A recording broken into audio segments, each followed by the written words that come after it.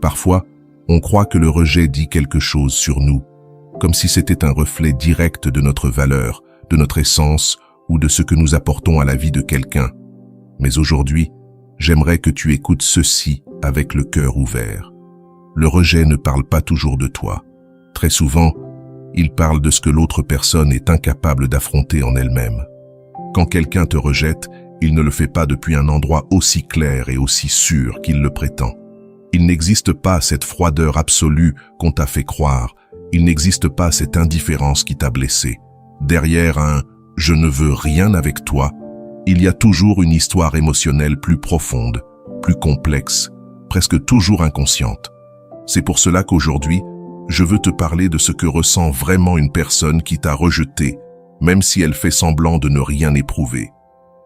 Oui, elle peut feindre la distance, la sécurité, la froideur, voire la nonchalance. Mais la psyché humaine ne fonctionne pas ainsi. Personne ne sort indemne d'une connexion émotionnelle. Nous allons voir ensemble les 5 choses que ressent réellement celui qui t'a rejeté, même s'il les dissimule derrière la dureté ou l'indifférence. Et j'aimerais que tu écoutes chaque point avec attention, car cela te révélera non seulement la vérité sur cette personne, mais aussi la vérité sur toi. La première chose dont nous allons parler, c'est la peur. Beaucoup imaginent que celui qui te rejette agit depuis une position de pouvoir, comme si la personne qui dit « je ne veux rien avec toi » était celle qui contrôle tout, celle qui sait exactement ce qu'elle fait, fermement décidée et émotionnellement stable. Mais, dans la profondeur de la psyché humaine que Jung étudiait avec tant de précision, on trouve quelque chose de très différent. Si ce message résonne en toi, si tu sens que c'est exactement ce que tu avais besoin d'entendre aujourd'hui, abonne-toi et laisse un like.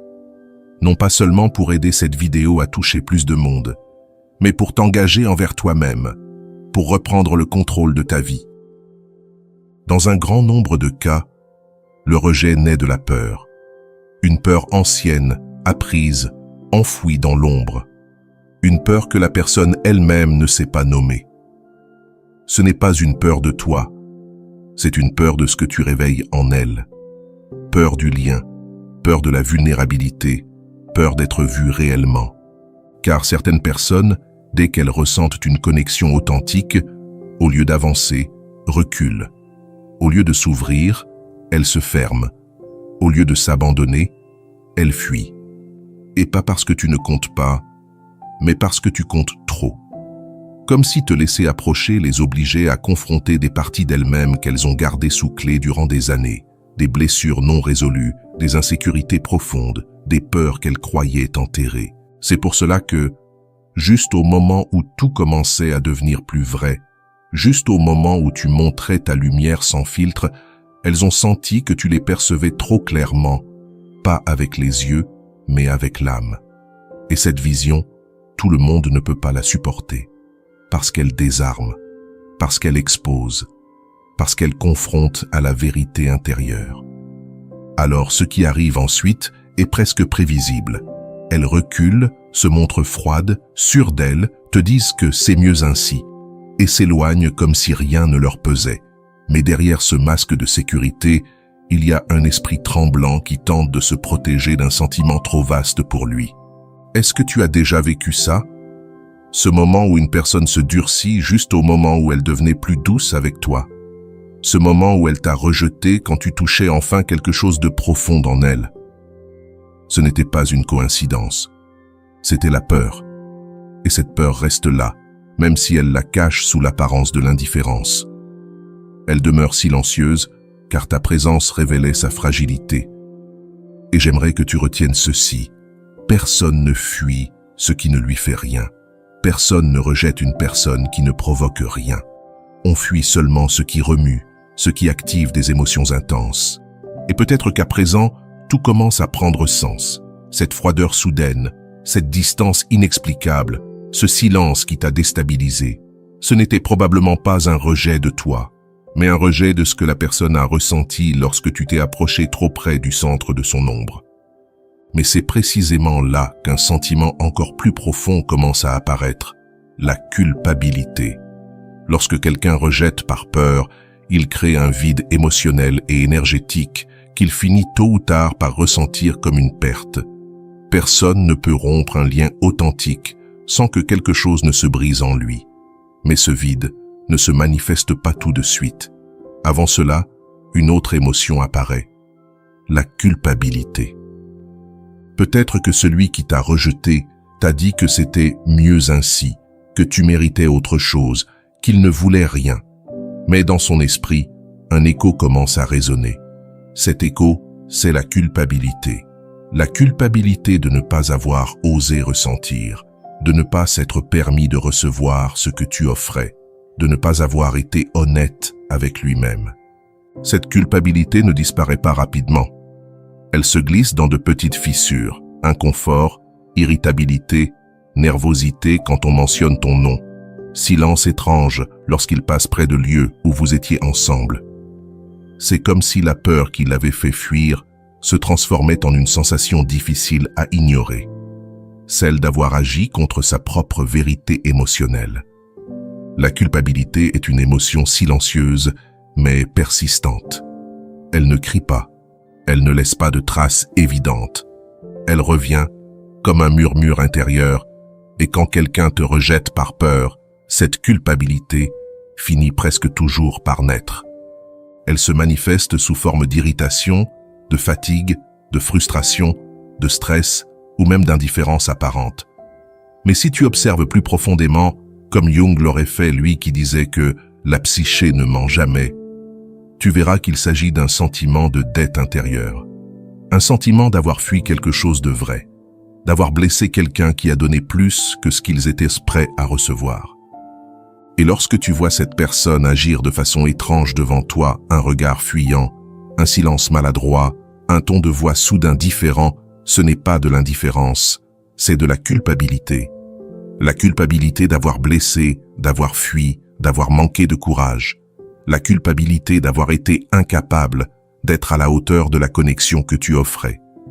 Parce que quand quelqu'un fuit par peur, il ne te rejette pas parce que tu n'as pas de valeur. Il te rejette parce que, en s'approchant de toi, il s'est vu lui-même et il n'a pas aimé ce qu'il a vu. Et c'est cette confrontation intérieure qui crée une tension si grande que la culpabilité devient une ombre émotionnelle qui le suit, peu importe à quelle vitesse il tente de s'en éloigner. On oublie souvent que l'inconscient humain ne pardonne pas si facilement les incohérences. Il les garde, les rumine, les transforme en sentiments persistants qui ressurgissent dans les moments les plus inattendus. C'est pour cela que, même si cette personne semble ferme, froide ou distante, à l'intérieur il existe un immense conflit entre ce qu'elle ressent vraiment et ce qu'elle a décidé de faire. Et ce conflit crée une fracture interne qui se manifeste d'abord comme de la culpabilité. Une culpabilité qu'ils ne verbaliseront jamais, car l'admettre reviendrait à reconnaître qu'ils se sont trompés, qu'ils ont choisi la facilité plutôt que la sincérité, qu'ils ont agi depuis la peur et non depuis l'honnêteté émotionnelle. Et tout le monde n'est pas prêt à regarder cela en face. Ce qui est fascinant, c'est la manière dont cette culpabilité apparaît dans leur comportement quotidien.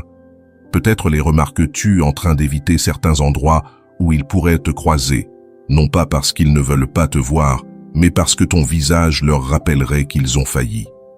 Peut-être se crispe-t-il lorsque quelqu'un mentionne ton nom. Peut-être commence-t-il à se justifier devant les autres alors que personne ne leur a demandé quoi que ce soit, comme s'ils essayèrent de se convaincre eux-mêmes que ce qu'ils ont fait était la bonne décision. La culpabilité fonctionne ainsi. Elle pousse la personne à justifier ce qu'au fond d'elle-même, elle sait qu'elle n'a pas bien fait, non pas envers toi, mais envers elle-même. Et voici quelque chose que tu dois comprendre profondément. La culpabilité n'apparaît jamais pour quelqu'un qui ne signifiait rien. Il n'existe pas de culpabilité sans lien, pas de culpabilité sans connexion, pas de culpabilité sans impact émotionnel. Si cette personne ne ressentait absolument rien, il n'y aurait pas de conflit interne, pas d'écho. Mais la vérité, c'est que la culpabilité n'est que le début d'un processus plus profond. Après la culpabilité vient une émotion encore plus intense, la nostalgie. Car lorsque la personne commence enfin à reconnaître intérieurement qu'elle a agi depuis un endroit blessé, la sensation de perte apparaît. C'est important de le dire. La culpabilité ouvre la porte à la nostalgie. Et c'est là que tout commence à changer, car tu vas comprendre comment quelqu'un qui semblait tellement sûr de lui, tellement stable, tellement indifférent après t'avoir rejeté, commence à ressentir l'un des sentiments les plus inattendus. Tu lui manques. Oui, exactement. La culpabilité ne reste jamais seule. Lorsqu'elle mûrit, lorsqu'elle se calme, lorsqu'elle laisse place au ressenti, ce qui surgit, c'est la nostalgie.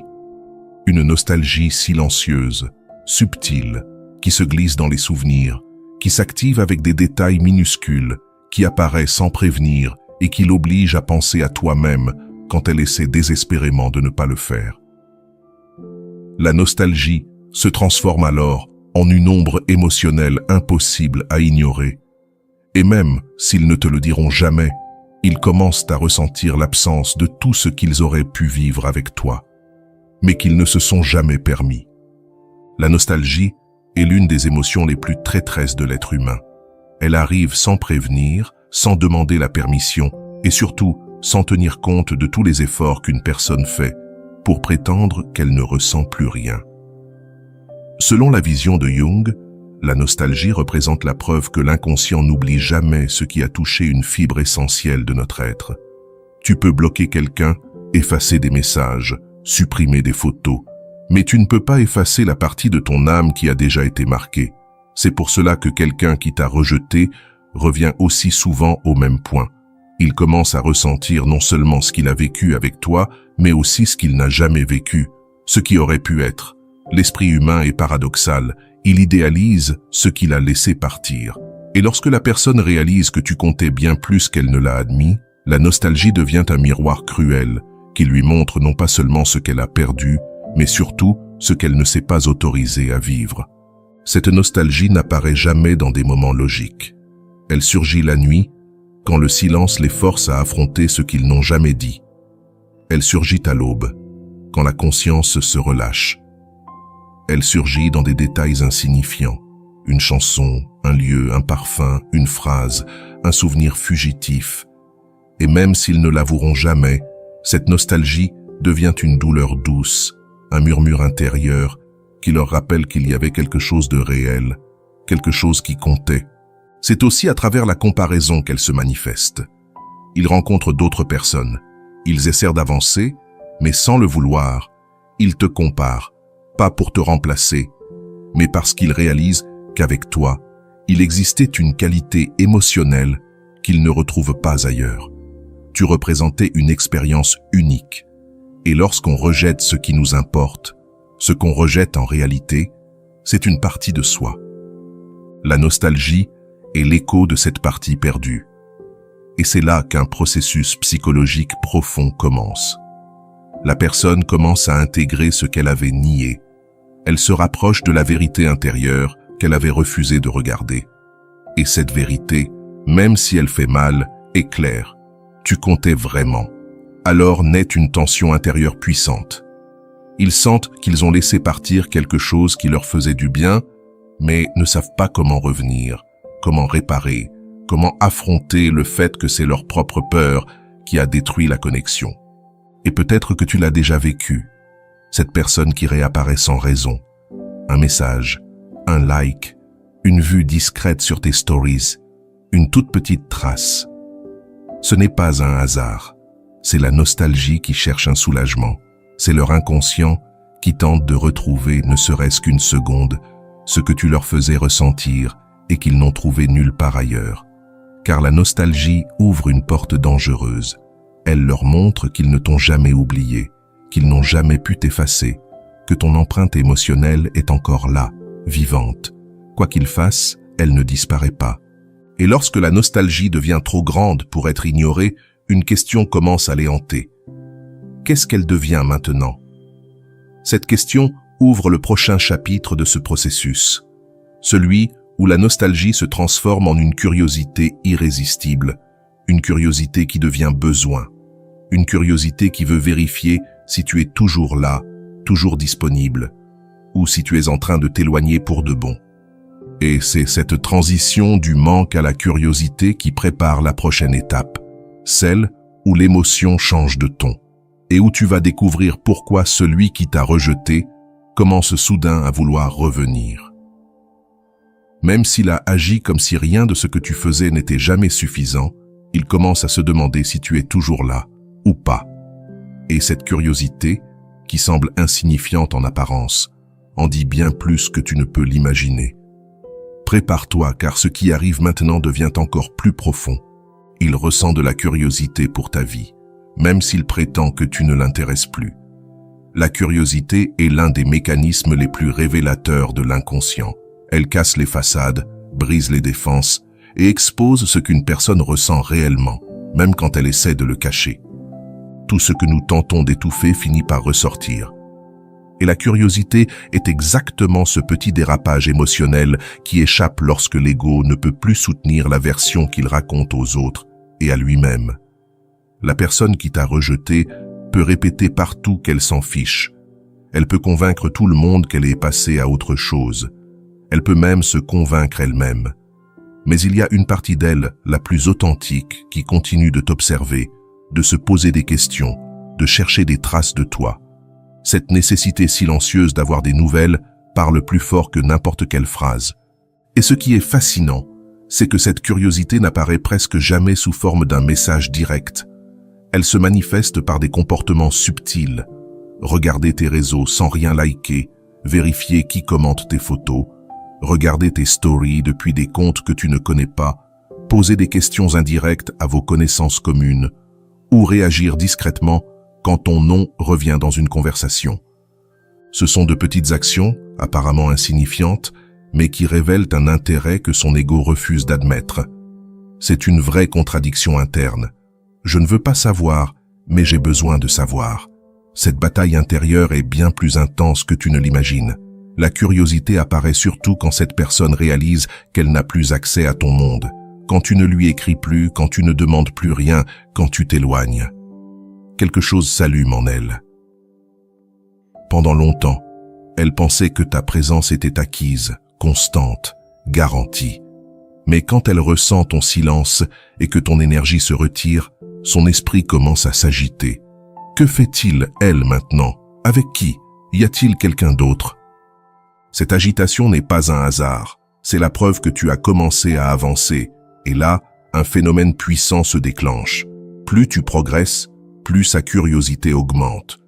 Pas parce qu'il veut que tu sois malheureux, mais parce que son inconscient veut vérifier qu'il a encore de l'importance dans ton histoire. Il veut savoir s'il influence encore tes émotions, s'il a encore un impact, si tu es toujours lié à lui. C'est un mécanisme d'auto-affirmation typique de ceux qui n'ont pas soigné leurs blessures émotionnelles. Sentir qu'ils comptent encore leur donne une illusion de contrôle ou de sécurité qu'ils n'ont jamais su assumer quand ils étaient avec toi. Mais cette curiosité a aussi une racine plus profonde. Elle naît du conflit intérieur dont nous avons parlé précédemment. La nostalgie ouvre la porte à l'inconfort, et l'inconfort cherche des réponses. Alors, la personne se met à se remémorer des gestes, des détails, des instants. Et comme elle ne sait pas quoi faire de tout ça, son esprit cherche des informations pour calmer le doute, mais ce doute ne se calme jamais. Au contraire, il s'intensifie lorsqu'elle découvre que tu n'es plus là où elle t'avait laissé. Tu avances, tu guéris, tu changes, tu ouvres de nouvelles portes. Et c'est à ce moment-là que la curiosité se transforme en inquiétude. Une inquiétude qui déclenche la question la plus redoutée. Et si je suis réellement en train de la perdre? Cette question est dévastatrice pour quelqu'un qui t'a rejeté par peur, car même si s'éloigner lui semblait facile au début, observer ton évolution à distance s'avère beaucoup plus difficile. La curiosité cesse alors d'être un simple intérêt. Elle se change en anxiété émotionnelle. Une anxiété liée à l'idée de ne plus faire partie de ton monde, à l'idée que tu ne penses peut-être plus à lui, à l'idée qu'il a perdu sa place dans ton cœur. Et même si tu ne le remarques pas toujours, cette anxiété trahit la personne par de minuscules détails. Apparaître sur tes réseaux les jours où tu es rayonnant, revoir ton profil après une publication profonde, espionner pour savoir si quelqu'un de nouveau est entré dans ta vie. Parfois même, elle réouvre d'anciennes conversations. Non pas pour t'écrire, mais pour ressentir une dernière fois ce lien qu'elle a rejeté, un geste minuscule mais chargé de nostalgie. La curiosité est une preuve évidente qu'un lien émotionnel existe encore, même si tout est nié en surface. Et voici le plus intéressant. Cette curiosité n'est pas seulement émotionnelle, elle est aussi psychologique. Quand quelqu'un réalise qu'il perd le contrôle sur la situation, l'ego entre en crise. Et cette crise, justement, te conduit au point suivant, la perception brutale qu'il n'a plus de contrôle sur toi. Dans le prochain segment, tu vas découvrir ce qui se passe à l'intérieur de quelqu'un qui comprend soudain que tu n'orbitas plus autour de lui, que ta vie avance, avec ou sans lui. Et cette prise de conscience peut provoquer un véritable séisme émotionnel, même chez ceux qui prétendent ne rien ressentir. Parce qu'au fond, ils mènent une lutte interne entre ce qu'ils veulent et ce qu'ils pensent être censés ressentir. Tu crois peut-être que cette personne est totalement convaincue de sa décision, mais ce n'est presque jamais aussi clair qu'elle veut te le faire croire. Beaucoup disent « Je ne veux rien, ça ne m'intéresse pas, tu n'es pas pour moi ». Pourtant, à l'intérieur, ils vivent un conflit silencieux qui les épuise bien plus que tu ne l'imagines. Cette tension interne, cette fracture entre désir et croyance, est exactement ce que Jung observait constamment. L'être humain agit rarement depuis un seul endroit intérieur. Il est presque toujours divisé entre ce qu'il désire profondément et ce qu'il craint de perdre. Lorsque quelqu'un te rejette, il peut très bien y avoir une partie authentique de lui qui veut s'approcher de toi, s'ouvrir, tenter quelque chose avec toi. Mais une autre partie plus ancienne, blessée, conditionnée, lui murmure que non, que c'est dangereux, qu'il pourrait souffrir, que tu es trop, qu'il ne mérite pas cela, ou qu'il vaut mieux rester dans ce qu'il connaît, même si c'est malheureux. Et c'est là toute la tragédie. Tu ne fais pas face à une seule personne, mais à toutes les couches intérieures qui coexistent en elle. Tu as peut-être déjà senti que cette personne se comportait d'une manière avec toi, dans l'intimité, mais complètement différemment dans sa vie quotidienne, comme s'il existait deux versions d'elle-même, l'une qui se permettait de ressentir et l'autre qui se punissait de ressentir. Cette contradiction est beaucoup plus fréquente que tu ne le crois. Beaucoup ressentent un véritable élan vers toi, mais cet élan se heurte à des croyances enracinées depuis des années, des idées comme « je ne suis pas assez »,« si je m'approche, on va m'abandonner ». L'amour finit toujours mal. Mieux vaut ne pas s'attacher. Ce ne sont pas des phrases qu'ils disent à voix haute, mais elles agissent comme des barrières invisibles qui bloquent toute tentative d'aller vers une connexion authentique. Quand cette personne t'a rejeté, peut-être qu'elle ne rejetait pas ce qu'elle ressentait pour toi. Peut-être qu'elle rejetait ce qu'elle croyait que ce sentiment allait lui demander. Prendre en charge son monde émotionnel, affronter ses traumatismes, arrêter de fuir. Tu es devenu un miroir trop clair, trop honnête, et quand quelqu'un n'est pas prêt à se regarder, il préfère briser le miroir plutôt qu'affronter son propre reflet.